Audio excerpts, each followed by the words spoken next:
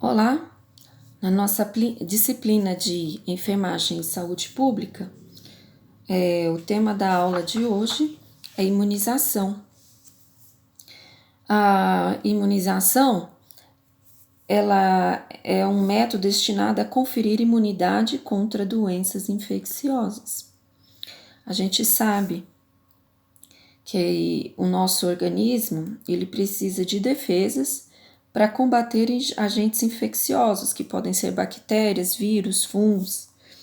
E aí a gente tem que estar imunizado para combater esse tipo de agente.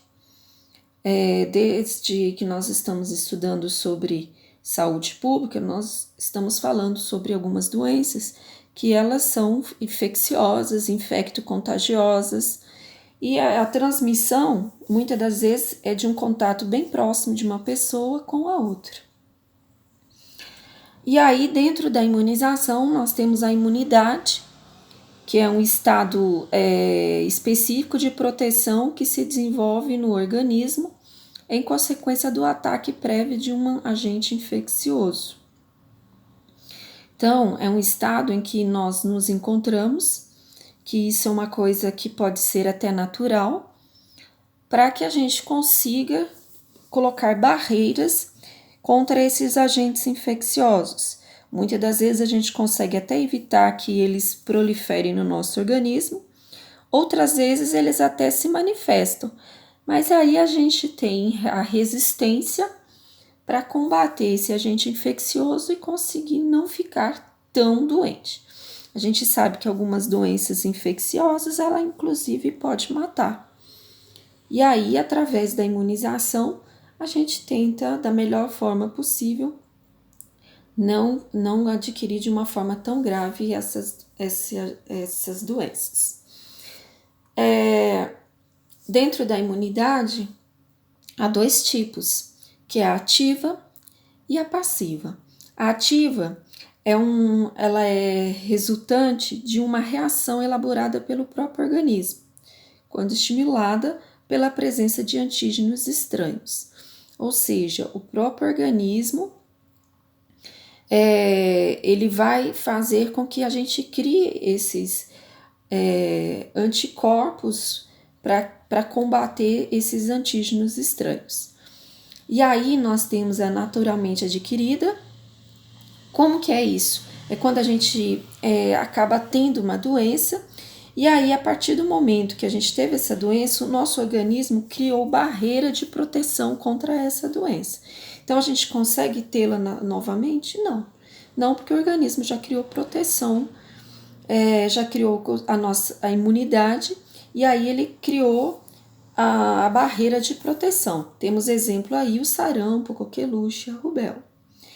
Dentro da imunidade ativa, nós temos também a artificialmente adquirida, quando aí é introduzido o antígeno dentro do nosso corpo para criar a imunidade, a barreira de proteção. Aí nós temos como artificialmente adquirida a vacinação. A imunidade ativa, ela é produzida pelo contato com a doença ou pela vacinação, que aí é naturalmente adquirida ou artificialmente adquirida. E ela é considerada a imunidade duradoura ou permanente. Uma vez que você criou essa imunidade, você não vai ter mais essas doenças. Aí dentro das imunidades, nós vimos a ativa, agora a passiva.